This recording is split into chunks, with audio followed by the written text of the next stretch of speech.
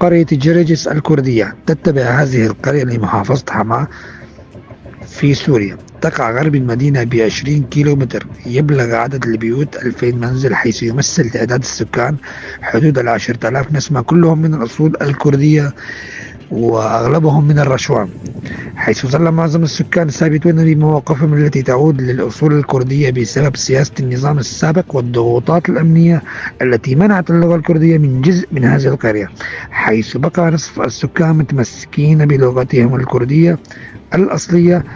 يعتمد أهل القرية بشكل أساسي على الزراعة ورعي الأغنام، حيث هم ثابتون وموقفهم ثابتة باتجاه القضية الكردية. حياك الله يا ابن العم، الله يبارك فيك، طول عمرك حبيب القلب علي كولو. حياك الله يا ابن العم، الله يبارك فيك، طول عمرك.